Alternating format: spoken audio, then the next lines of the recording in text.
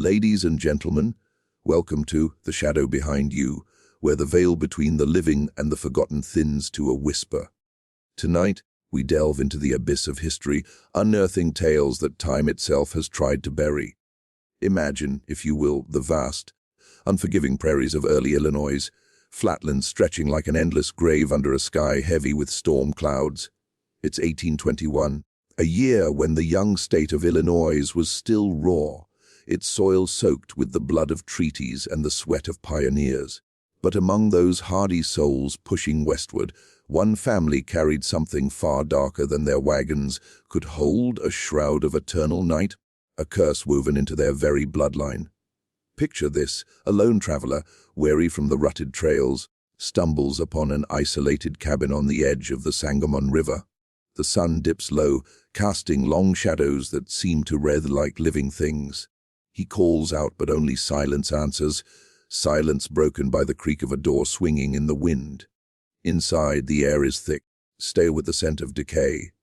Dust motes dance in the fading light, but as he steps deeper, the shadows pool unnaturally at his feet, reaching, grasping. On the wall, scratched in frantic script, a single warning: the darkness follows. It hungers for the light within us. The traveler flees, heart pounding, but as he glances back, he swears the cabin's silhouette twists, as if the building itself is alive, shrouded in an impenetrable gloom. This is no mere ghost story, dear listeners. This is the tale of the Whittaker family, the forgotten Appalachian family shrouded in darkness. A bloodline cursed by ancient pacts, vanishing without a trace in the heart of America's frontier. As we peel back the layers, you'll feel the chill of their fate creeping up your spine. Why did they flee the misty hollows of Appalachia, only to bring the abyss with them? What secrets did they bury in Illinois soil, secrets that still whisper in the wind? Settle in, dim the lights, and listen closely, for in the shadows behind you, their story awaits. A pause for effect, with subtle sound effects, rustling leaves, a distant howl. Let us begin at the roots, deep in the fog-shrouded mountains of Appalachia, where the Whittaker's nightmare took form. The year was 1795, in a remote hollow of what is now eastern Kentucky. Elias Whittaker, patriarch of the clan, was a man hardened by the land. Tall, sinewy, with eyes like chipped flint. He scratched a living from rocky soil, but famine stalked his family like a predator. His wife, Miriam, frail and feverish, lay dying after birthing their fifth child. Desperation drove Elias into the forbidden woods, where legends spoke of a shadow weaver, an ancient entity part spirit, part curse, born from the grudges of displaced Cherokee and the bitterness of Scots Irish settlers.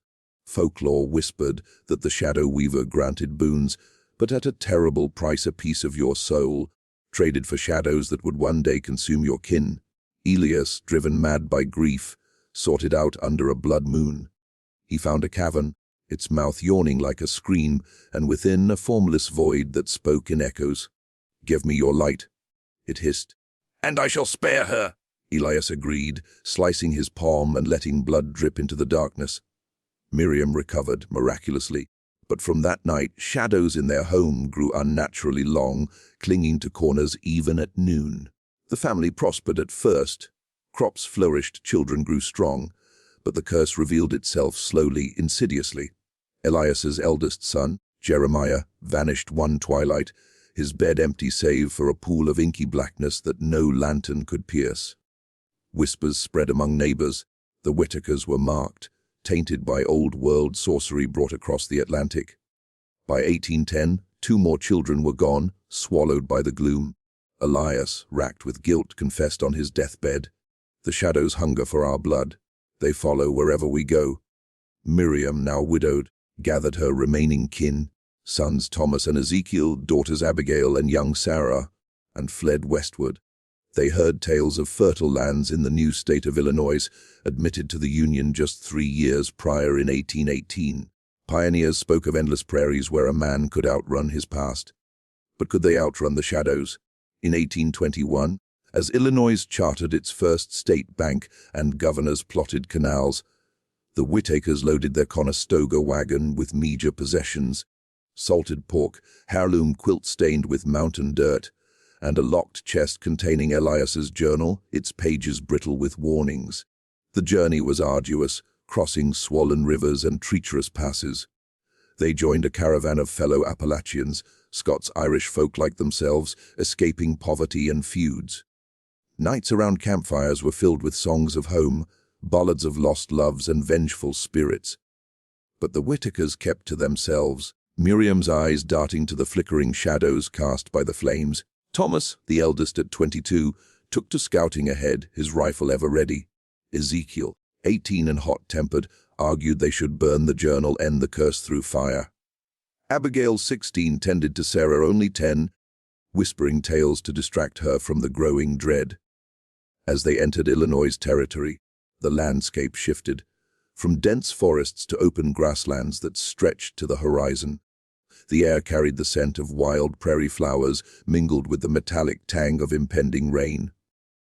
They settled near the Sangamon River, in what would become Sangamon County, not far from the fledgling town of Springfield. It was spring 1821, and the land was alive with promise. Wild game abounded, soil rich for plowing. They built a sod cabin, its walls thick against the winds, a stone hearth at its center. Neighbors, mostly Yankees from the north and a few southern migrants, welcomed them warily, sharing tools and seeds. But the shadows followed. At first, subtle tools misplaced in broad daylight, only to reappear in darkened corners. Miriam's dreams turned nightmarish, visions of Elias's cavern replaying endlessly. One evening, as the family supped on cornbread and venison, Sarah pointed to the window. "Mama, the dark is watching." Outside, under a clear sky, a patch of shadow lingered unnaturally, defying the setting sun. Thomas dismissed it as fatigue, but that night, the cabin's interior grew cold, breaths visible in the air despite the fire's blaze. Weeks turned to months. The Whitakers planted corn and beans, traded furs with passing trappers. Thomas courted a local girl, Eliza Hawthorne, from a nearby farmstead. Her family, stern Puritans, eyed the Appalachians with suspicion. "Hill folk bring old curses," Eliza's father muttered, yet love bloomed, a fragile light amid the encroaching dark. Then the first vanishing struck. Ezekiel, out hunting at dusk, failed to return. Search parties combed the prairies, lanterns bobbing like fireflies. They found his rifle, stock splintered, lying in a circle of withered grass where no frost had touched. Miriam wept, clutching Elias's journal. The debt comes due. One by one. "It claims us." Tension mounted. Abigail began sleepwalking, drawn to the river's edge where shadows danced on the water. Sarah drew pictures, childish scrawls of figures with elongated limbs, eyes like voids. The family barricaded doors at night, but the darkness seeped through cracks, pooling under beds. Whispers echoed in the walls, voices of the lost Jeremiah's pleas, Elias's regrets. By autumn, the curse intensified. A neighbor, Old Man Grady, visited one stormy eve, bearing news of Indian treaties. The Potawatomi had ceded lands in the Treaty of Chicago that August, opening more territory. But as Grady spoke, the room dimmed, lamps flickering without wind. He fled, later claiming, "The shadows in that house have teeth." Miriam, desperate, sought a local shaman, a remnant Ottawa elder living on the fringes, displaced by the treaties. He listened to her tale, his face etched with ancient wisdom. "Your darkness is old from the mountains," he said, smoke curling from his pipe. "But here, it meets our spirits, the wandering ones who refuse to leave. Feed it no more fear, or it will devour all." Yet fear was their constant companion. Thomas, protective, nailed iron crosses above doors. Appalachian wards against evil. Eliza urged him to flee with her, but family bonds held firm. One moonless night, Abigail screamed from her pallet. The family rushed to find her levitating, shadows coiling around her like serpents. They pulled her down, but marks remained, bruises shaped like fingers, cold to the touch. As winter approached, snow blanketing the prairie in eerie silence, the Whitakers teetered on madness. Sarah, the innocent, began speaking in tongues, reciting passages from the journal she couldn't read. The shadow weaver demands its due. Blood for blood, light for light. And so, dear listeners, the Whitaker family's descent into darkness truly began on those windswept Illinois plains. Let us immerse ourselves deeper, feeling the chill of the sod walls, the flicker of tallow candles casting elongated shadows that seemed to pulse with malevolent life. Thomas Whitaker, the steadfast son, took charge after Ezekiel's disappearance. At 22, he was broad-shouldered from years of axe work, his hands calloused, his resolve ironclad. He plowed the fields by day, eyes scanning the horizon for any unnatural gloom. By night, he sat vigil with his father's old flintlock, the journal open on his lap. Its pages, yellowed and ink faded, detailed Elias's pact. In the cavern's heart, I traded our family's light. Now the shadows claim their inheritance, generation by generation. Miriam, frail at 45, her hair streaked with premature grey, spent days in prayer. She hummed old Appalachian hymns, tunes brought from Scotland via the Ulster plantations, songs of redemption and wrath. "O Lord, deliver us from the valley of shadows," she'd murmur, kneading dough with trembling hands. The cabin smelled of baking bread mixed with the acrid tang of fear sweat. Abigail, blossoming into womanhood at 16, bore the curse's weight heaviest. Her dreams were vivid torments. She wandered misty hollows where trees whispered secrets, and shadows peeled from trunks to chase her. Waking, she'd find scratches on her arms, as if clawed by invisible hands. She confided in Sarah, the youngest, braiding her sister's golden hair by the fire. "The dark wants us, little one, but we'll fight it together." Sarah, only 10, possessed an uncanny intuition. Her eyes, wide and cornflower blue, saw what others missed. "The shadows have faces," she'd say, pointing to corners where light faltered. She drew them obsessively on scraps of birch bark, amorphous figures with hollow eyes, reaching arms. The family indulged her, but Thomas burned the drawings, fearing they invited the entity closer. Life on the frontier demanded routine, curse or no. The Whitakers traded with Fort Dearborn merchants, bartering pelts for salt and cloth. Neighbors gathered for barn raisings, where fiddles played jaunty reels, a stark contrast to the family's inner turmoil. Eliza Hawthorne, Thomas's betrothed, visited often, her presence a beacon. Fair-haired and spirited, she brought baskets of apples, her laughter cutting through the gloom. "We'll build our own home, away from this," she'd whisper, stealing kisses in the barn. But even she felt it, the air thickening when shadows lengthened. One crisp October day, as leaves turned fiery red, mirroring the mountains they'd left, a stranger arrived. He called himself Reverend Harlan, an itinerant preacher from Virginia, his black coat dusty from travel. Tall and gaunt, with eyes like burning coals, he preached fire and brimstone at a nearby revival. Hearing of the Whitakers' woes from gossip, he knocked on their door. "I've cast out demons from the haulers," he declared. "Your affliction smells of old-world witchcraft, perhaps a granny woman's curse." Miriam invited him in, desperate for salvation. Over cider, he listened to their tale, nodding gravely. "The Shadow Weaver is no myth. In Appalachia, we call it the Haint of the Hollows, a spirit fed by sin. Your father's bargain bound it to your line." He proposed a ritual, a circle of salt and iron, prayers at midnight to sever the tie. That night, under a harvest moon, they gathered in the cabin. Harlan drew the circle with trembling hands, chanting Latin verses. Candles guttered as wind howled outside. Sarah clutched her doll, eyes wide, as the clock struck 12, fashioned from a grandfather timepiece hauled from Kentucky. The room plunged into cold. Shadows erupted from walls, coalescing into a towering form, a silhouette with tendrils writhing like smoke. Abigail screamed as it lunged, enveloping her. Thomas fired his rifle, the shot echoing harmlessly. Harlan flung holy water, but the entity recoiled only slightly, hissing in a voice like rustling levers. "The debt is eternal, light for darkness."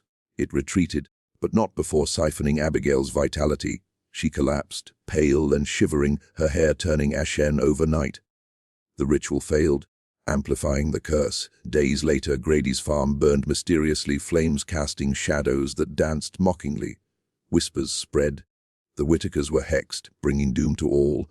Isolation deepened, invitations ceased. Children crossed paths to avoid them. Thomas, enraged, confronted the darkness alone.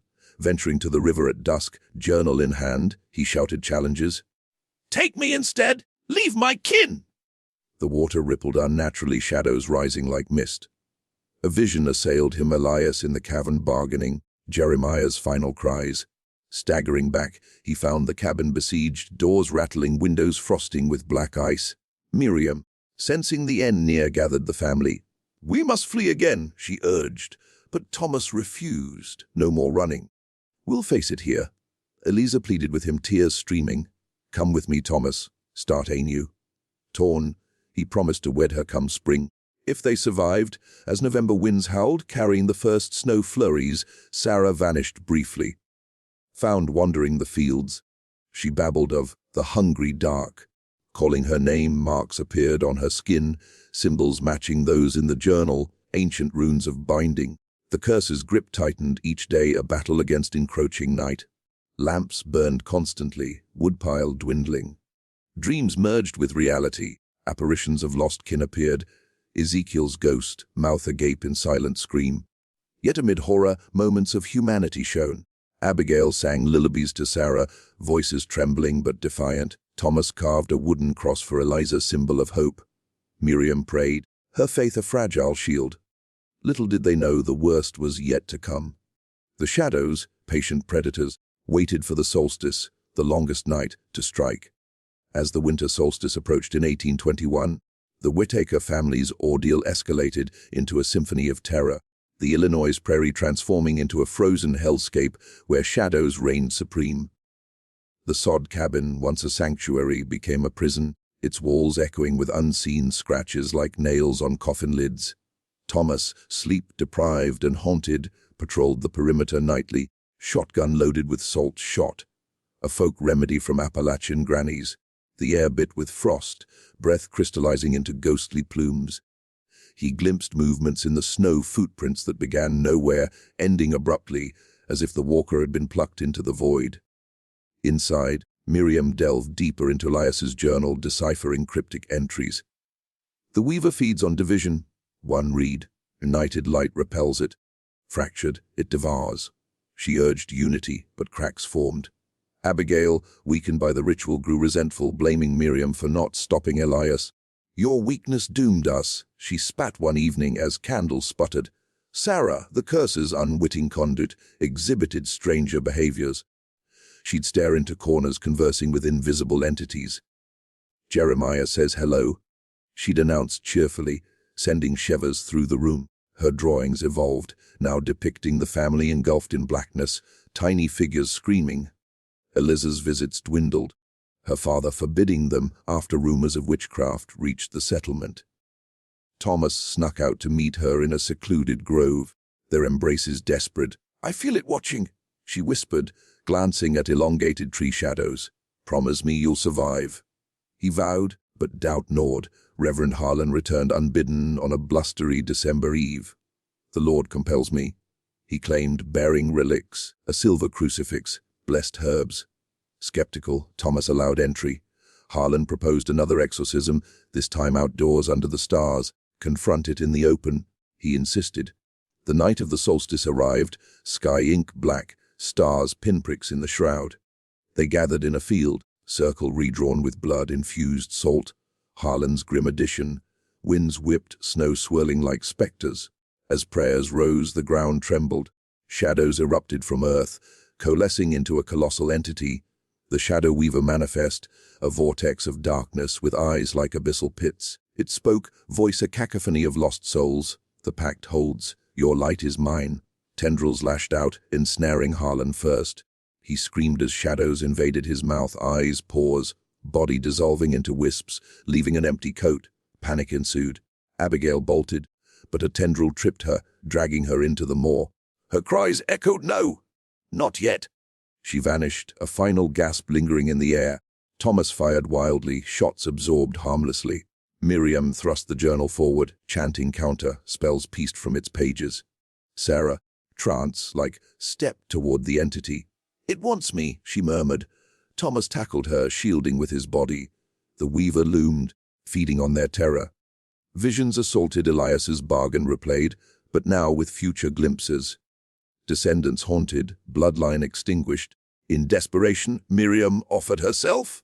Take me, end it with the Maker's wife! The entity paused, tendrils probing. Thomas protested, but she pushed forward. As it enveloped her, she whispered, "Burn the journal. Break the chain." Miriam dissolved, her form unraveling into shadow. The entity retreated, sated temporarily, dissolving into the night. Thomas and Sarah, alone, staggered back to the cabin, grief-stricken. Thomas burned the journal in the hearth, pages curling like dying screams. Flames roared unnaturally high, illuminating the room in blinding light. For weeks peace reigned, deceptive calm. Sarah recovered color, shadows behaving normally. Thomas wed Eliza in a quiet ceremony, neighbors attending warily. They moved to her family's farm, hoping distance diluted the curse. But darkness endures. Months later, on a summer eve, Sarah vanished while picking berries. Searchers found only her bonnet, stained with inky residue. Thomas, broken, searched obsessively, Eliza by his side. Years passed. Thomas aged prematurely, hair whitening, eyes hollow. Whispers of the shrouded family spread, tales of a cursed Appalachian clan vanishing one by one. The cabin stood abandoned, locals avoiding it, claiming shadows moved within. Eliza bore a son, but fear poisoned joy. Thomas warned, if shadows lengthen, unnaturally run. The boy grew, but at 10, the age Sarah vanished, disappeared from his bed, a dark stain remaining. Thomas, last Whitaker, wandered the prairies, a ghost himself. In 1845, he vanished near the old cabin, journal remnants found clutched in hand. Pages miraculously unburnt, warning scrawled, "It never ends." Thus, the Whitaker bloodline faded, shrouded in eternal darkness. Their fate a cautionary whisper on the wind.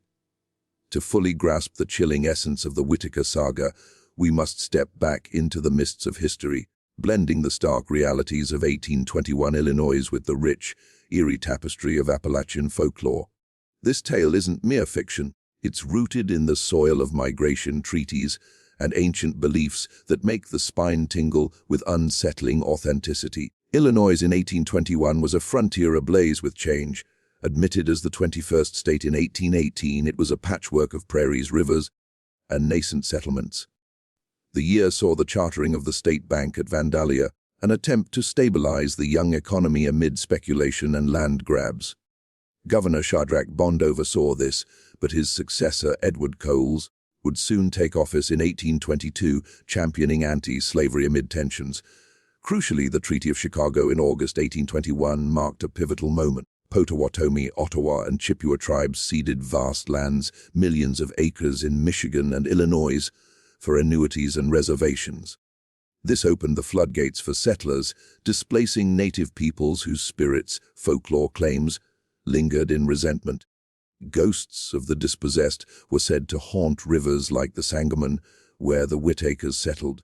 Local legends spoke of wandering shades, apparitions of warriors, their forms misty and vengeful, merging with natural shadows. Appalachian migration to Illinois fits this era's westward push.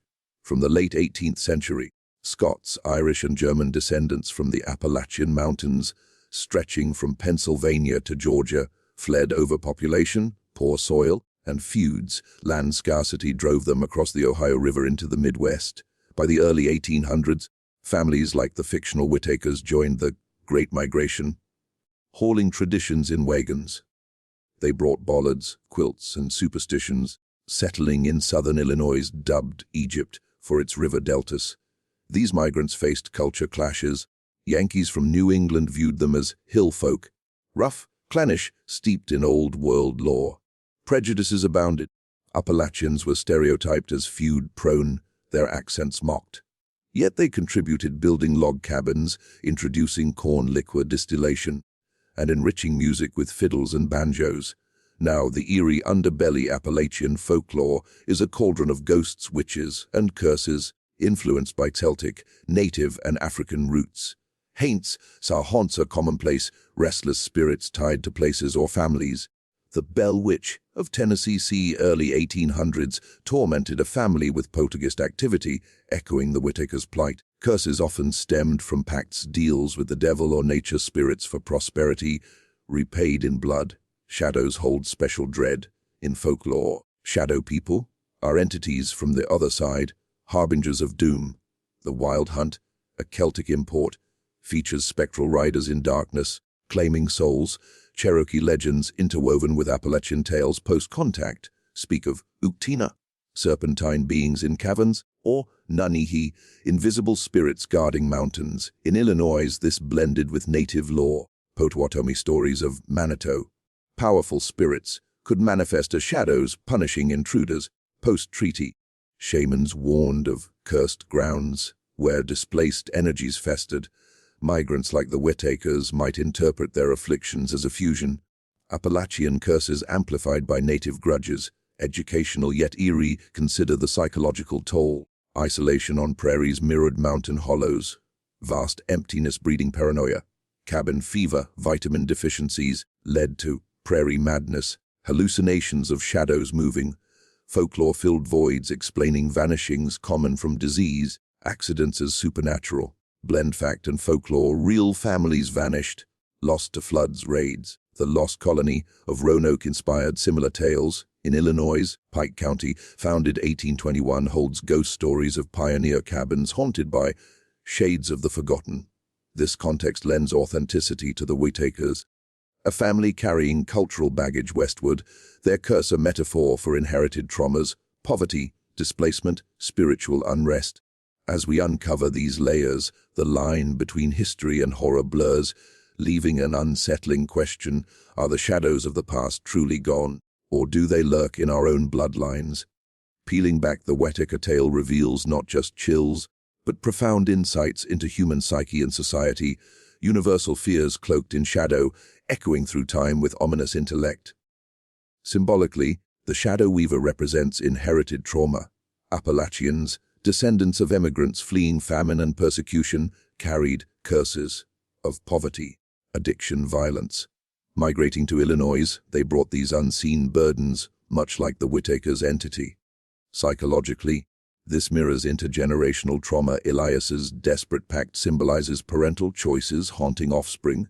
Addiction, abuse, debt, shadows devouring light evoke depression's grip, where hope fades into despair.